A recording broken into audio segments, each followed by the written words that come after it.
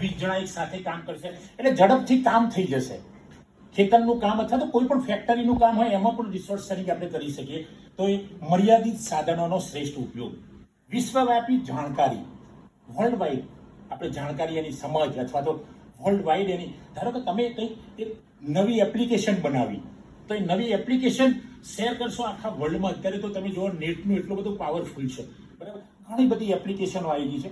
એના કારણે તમે જે રિસોર્સ શેરિંગમાં વર્લ્ડ વાઇડ થશે, વિશ્વવ્યાપી જાણકારી મળશે, ખર્ચમાં ઘટાડો.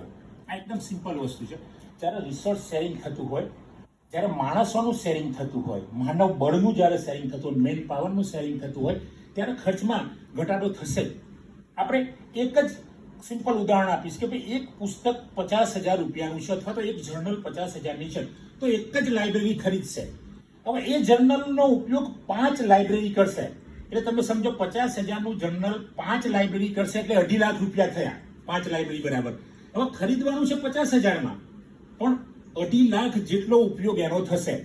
તો it call resource sharing. Simple વસ્તુ, સંસાધનનું શેરિંગ કરીશું એટલે ખર્ચમાં ઘટાડો થશે. બહુ ઇમ્પોર્ટન્ટ વસ્તુ છે. દરેક જગ્યાએ તમે જોશો તો ખર્ચમાં ઘટાડો થશે તો જ ચાલશે.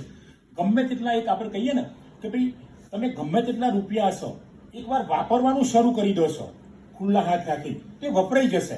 પણ જો એમાં તમે કરકસર, લો ઓફ પાર્સિમની, રંગનાથને બહુ સરસ લો આપ્યો છે, લો ઓફ પાર્સિમની, લો ઓફ કરકસરતાનો સિદ્ધાંત. જો કરકસરતાનો સિદ્ધાંત અપનાવીશું તો આપણને ખૂબ મજા આવશે. કરકસરતામાં પણ એવું ના થાય કે કરકસરતામાં તમારી એક સરસ ઉદાહરણ એનું કરકસરતાનું આપું. એક કાકા, બહુ સરસ એમનું નામ, કાલ્પનિક નામ આપું છું, ગુલામ કાકા. ગુલામ કાકા એક ગામથી બીજા ગામ આવતા હતા, ચોમાસાનો સમય હતો, એમનું ચપ્પલ તૂટી ગયું. હવે જો લો ઓફ પાર્સિમની ક્યાં ક્યાં ઉપયોગ કરવો એ પણ ધ્યાન રાખવાનું છે. ગુલામ કાકાનું ચપ્પલ તૂટી ગયું તો મોચી જોડે ગયા. ગોસ્વામી સાહેબ મોચીને એમણે પૂછ્યું કે ભાઈ આ ચપ્પલ સાંધવાના કેટલા લઈશ? મોચી કે કાકા રૂપિયો થશે. કાકા તો બહુ લો ઓફ પાર્સિમની નહીં, એ તો કંજૂસ હતા. તો કે ખીલી તું મને આપી, 2 ખીલી કેટલી લગાવીશ? ખીલી એટલે કે 2. અરે અચ્છા કે 2 ખીલી હું તારી જોડેથી લઈને હું લગાડી દઉં, હથોડી તો તારી અથવા તો તારી એકલવાઈ જેને કહેવાય તો એમાં લગાવી દઈશ તો કેટલા? કે 4 આના થશે. તો એક કામ કર કે લે હું 4 આના તને આપું છું. એ વખતેની વાત છે, જૂના જમાનાની વાત. 4 આના જ્યારે ચાલતા હતા ત્યારે 25 પૈસા.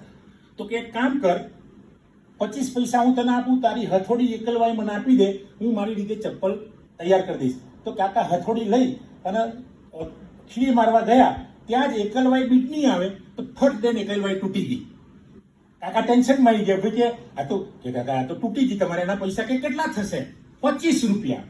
કાકા 75 પૈસા બચાવવા ગયા, ત્યાં 25 રૂપિયાનું નુકસાન આવ્યું. It call note law of parsimony. આ પાર્સિમનીનો સિદ્ધાંત નથી, કંજૂસતા કહેવાય.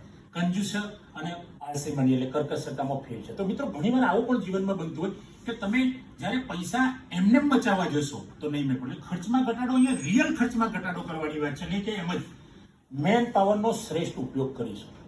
મેન પાવર, બધાની જોડે મેન પાવર છે. તો ભાઈ ધારો કે ઘણીવાર ગોસ્વામી સાહેબ કહેતા હોય છે કે ભાઈ તમારા વિદ્યાર્થીઓનો બાયોડેટા સાહેબ એમને મદદ પણ કરે છે, મેન પાવરનો ઉપયોગ કરે છે. હમણાં જ અમે ચર્ચા કરી ત્યાં લાઇબ્રેરી જોતા અહીંયાની સરદાર પટેલ ઇન્સ્ટિટ્યૂટની. તો સાહેબે એવું કીધું કે ભાઈ અમારે ત્યાં બાઉન્ડ વોલ્યુમ છે અને સરખા કરવા છે. એટલે મેં એવું કીધું કે સાહેબ, મેં પણ મારો સ્વાર્થ જોયો તો સાહેબ અમારા વિદ્યાર્થીઓને તમે આઉટસોર્સિંગ પર બોલાવો, કામ કરી આપશે, તૈયાર થઈ જાય, ત્યાં બોલાવીશું આપણે. તો આ મેન પાવરનો ઉપયોગ છે, સંસાધન ભાગીદારી જેને કહીશું. તો આ રિયલ કિસ્સાઓ જો કે મેન પાવર આપણને રિસોર્સ શેરિંગ ચાલતા હોઈશું ત્યાં રિસોર્સ શેરિંગ મળી જશે. હું ચાલતો તો અહીંયા કેબમાં ઉતર્યો અને ફૂલ ટ્રાફિક હતો. એક વોચમેનને પૂછ્યું કે ભાઈ અહીંયાથી મારે સરદાર ઇન્સ્ટિટ્યૂટ ક્યાં સામે જ દેખાય છે, ત્યાં જ ઉતરી ગયો. ત્યાંથી અંદર આવતો હતો, બે કૂતરા જોયા. કૂતરા જોઈને થોડો ડર લાગ્યો. વોચમેનને પૂછ્યું, કીધું કૂતરા કરડશે કે નહીં કરડે, જાઓ તમે. તો આ રિસોર્સ શેરિંગ છે. તમે મિત્રો સમજો, તમે પૂછો ને નીકળી ગયા હોય, કદાચ કૂતરા તમને કરડી ગયા અજાણ્યા એરિયામાં, તો આ પણ એક રિસોર્સ શેરિંગ. જ્યાં પણ તમે તમારો વિષય લઈને નીકળશો કે મારે આ વિષય પર બોલવું છે, એટલે ત્યાંથી જ તમારું રિસોર્સ શેરિંગ, મગજની અંદર તમારી ટ્યુબલાઇટ ચાલુ થઈ જશે અને ત્યાંથી જ તમારો વિષય લખાવાનું નક્કી થઈ જશે. તો આ બહુ અગત્યની વસ્તુ છે, મેન પાવરનો શ્રેષ્ઠ ઉપયોગ. પડકારો પણ છે એની સામે, challenges, how to face challenges, કેવી રીતે પડકારોનો સામનો કરવો, તો એ પણ અગત્યની વસ્તુ છે. માલિકી અને જવાબદારી, રિસોર્સ શેરિંગ વખતે જવાબદારી હોવી જોઈએ. ખાલી રિસોર્સ શેરિંગ કરી દીધા, 50,000ની બુક આપી દીધી એવું નહીં, પણ ત્યાં પહોંચશે, બીજી સામેની લાઇબ્રેરી સુધી પહોંચશે, એ રિટર્ન આપશે, આપણા ત્યાં આવશે, ફરીથી એનો ઉપયોગ થશે, ત્યાં સુધીની જવાબદારી લાઇબ્રેરીની છે. પડકાર પણ છે એની સામે. તમે જેટલો ઉપયોગ ફાયદો લેશો તો સામે પડકાર પણ છે, ચેલેન્જીસ પણ એની સામે છે. તો માલિકી અને જવાબદારી પહેલો પડકાર એનો, એ બહુ ઇમ્પોર્ટન્ટ પડકાર છે. પ્રવૃત્તિઓ માટે નાણાકીય પડકારો. આવી પ્રવૃત્તિઓ કરવા માટે પાછો ખર્ચ તો થશે જ. તમે ટ્રાન્સપોર્ટેશનનો ખર્ચ થશે, ટપાલનો તમે બુક મોકલશો એટલે માણસને મોકલશો, કુરિયર મોકલશો, અથવા તો તમે કોઈ વ્હીકલમાં મોકલશો તો એનો ખર્ચો થશે, પણ પેલા ખર્ચા કરતા ઓછો હશે. આવા પડકારો પણ તમારી સામે આવશે. તો મિત્રો એ વખતે પણ ખાસ ધ્યાન રાખવું પડશે. એ સિવાય આપણે જોઈશું કોપીરાઇટની નીતિ. કોપીરાઇટ, લો ઓફ કોપીરાઇટ આપણે જેને કહીએ, તો ગ્રંથ સ્વામિત્વનો કાયદો ગુજરાતીમાં આપણે વાત કરીએ તો એનું પણ ધ્યાન રાખવું પડશે કે ભાઈ અમુક વસ્તુ એવી છે કે એની અમુક જ ઝેરોક્સ થશે. ધારો કે પિરિયોડિકલ, તો પિરિયોડિકલમાં આપણે એક જ આર્ટિકલની જ ઝેરોક્સ કરવા દઈશું, આખું પિરિયોડિકલ ઝેરોક્સ નહીં થાય. એના આપીશું આપણે રિસોર્સ સેન્ડ કરી. ઘણીવાર એવું હશે કે આપણી લાઇબ્રેરીને જે ખાસ હક મળ્યો હશે, રાઇટ્સ મળ્યા હશે, એ બીજી લાઇબ્રેરીને આપણે નહીં આપી શકીએ, તો એ વખતે રિસોર્સ સેન્ડિંગ વખતે પડકારનો સામનો કરવો પડશે, અથવા તો ધ્યાન રાખવું પડશે કેવી રીતે આપવું. તો આપણે એવું કરીશું કે ભાઈ એક જ આર્ટિકલ ઝેરોક્સ થતો હશે તો આપણે ધીમે ધીમે એક આર્ટિકલ આપીશું, ફરીથી પાછું મહિના પછી બીજો આપીશું. એ રીતે કંઈક તમારે જોગવાઈઓ કરવી પડશે. તો આ પણ ઇમ્પોર્ટન્ટ વસ્તુ છે. તકનીકીની સમસ્યાઓ, ટેકનોલોજીની સમસ્યા પણ છે. Problems of technology. આજે ટેકનોલોજીની અંદર તો તમે જોશો તો ઘણી બધી ટેકનોલોજી આવી ગઈ. ટેકનોલોજીની અંદર પણ જુદી જુદી એપ્લિકેશન, જુદી જુદી વેબસાઇટ આવી છે. તમે કલ્પના બહારની વસ્તુ, ચેટ જીપીટી પર તમે કોઈ પણ લેક્ચર લખશો તો આવી જશે, કંઈ પણ બાબત લખશો તો ચેટ જીપીટી પર તમને મળી જશે. પણ એમાં પણ કોપીરાઇટ લાગુ પડશે. આપણે નેટ ઉપર જઈશું, સફારી ખોલશો, ગૂગલ ક્રોમ ખોલશો, તમે કોઈ પણ ખોલશો તો એની અંદર તમે ખાલી તમારું નામ આપશો અને જો તમે ફેમસ હશો થોડા ઘણા તો તમારા નામની બધી જ વિગત એની અંદર આવી જશે. તો મિત્રો આ પણ એક વાત સરસ છે. રિસોર્સ શેરિંગનું એક છેલ્લું ઉદાહરણ હું આપી અને હું બેસીસ પછી મારી વાત પૂરી કરીશ. અહીંયા એક ગામડાનો કૂતરો, મેં આગળ ઉદાહરણ પૂર્વના અહીંયા લેક્ચરમાં ડાકોરમાં એક લેક્ચર હતું એમાં પણ એક ઉદાહરણ આપેલું.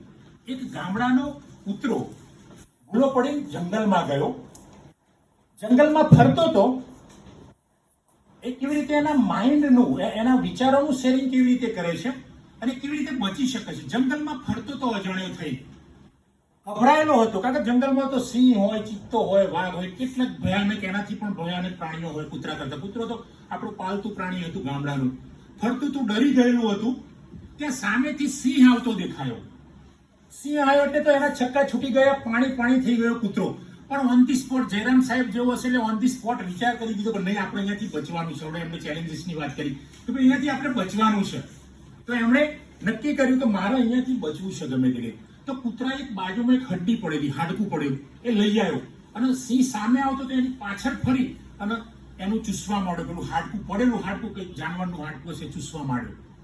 સિંહ નજીક આવી ગયો એટલે કૂતરો બબડવા માંડ્યો, જાતે વાતો કરવા માંડ્યો કે સાલું આ સિંહનું માંસ ખાધી પણ બહુ મજા ના આવી, પણ જો કોઈ તગડો સિંહ મળી જાય આ જંગલનો રાજા મોટો, અને જો એનું માંસ ખાવાની મજા આવી જાય અથવા તો મળી જાય તો બહુ મજા આવી જાય. પણ સિંહ સાંભળી ગયું કે આવું નાનકડું તો કયું પ્રાણી છે, એને પણ જોયું નહીં એના જેવું, કારણ કે ગામડાનું કૂતરું હતું એટલે એનાથી થોડો બદલાવ તો હોય, એનો દેખાવ પણ ફેર હોય, કે આવું તો કયું પ્રાણી છે કે જે મને ચેલેન્જ કરે છે. સિંહ પણ વિચારમાં પડી ગયો એટલે સિંહ ભાગ્યો પાછો વળી. સિંહ દોડીને જતો હતો ત્યાં આગળ આપણા પૂર્વજ મહારાજ, જેને દરેક જગ્યાએ આ તો હોય જ છે માણસો, તો ઉપર વાંદરો બેઠેલો જોઈ રહ્યો આ બધી ક્રિયા કૂતરાની કરતી. એટલે વાંદરો સિંહની પાછળ ગયો કે રાજા સાહેબ, you are king of this forest. એને પણ ઇંગ્લિશમાં વાત કરી. વાંદરો કરી શકે ને, કારણ કે વાતો કરતા હોય તો બધા જ કરી શકે. આ તો કલ્પનાઓની વાતો છે. તો કે તમે પાછા વળો કે કેમ? અરે કે પેલું તો ગામડાનું કૂતરું છે, તમે તો ડરાવી દીધા. કે શું વાત કરો છો? હા કે એ તમને શું ખાવાનો હતો, તમને ડરાવી દીધા. વાંદરો પાછો પેલા સિંહને લઈને આવે છે. કૂતરો તો ત્યાં જતો ફફડી ગયો આ વખતે કે હવે તો આપણે પતી ગયું, આપણો જીવ જતો રહ્યો. ફરીથી એને હિંમત કરી, નહીં આજે જીવવાનું છે ગમે તે કરી. નજીક આવ્યો સિંહ અને વાંદરો, એટલે પાછો કૂતરો પેલું હાડકું ચૂસતો હતો બબડવા માંડ્યો. પેલા વાંદરાને ક્યારનો સિંહને લેવા મોકલ્યો છે, પણ વાંદરો પણ ના આવ્યો તો પણ સિંહ પણ ના આવ્યો. બંને પાછા ભાગ્યા. મિત્રો આ વાત છે રિસોર્સ શેરિંગ ને આ માઇન્ડ શેરિંગ. કૂતરાએ પોતાની બુદ્ધિનો ઉપયોગ કર્યો અને બુદ્ધિથી પોતે બચી ગયો અને ગામડાનું કૂતરું ધીમે ધીમે ગામમાં આવી ગયું. એટલે આપણે પણ પાછા ગામમાં ફરીશું, રિસોર્સ શેરિંગ ગામમાં જઈને પણ કરીશું. મિત્રો આજે આટલું જ. Thank you very much. બહુ મજા આવી.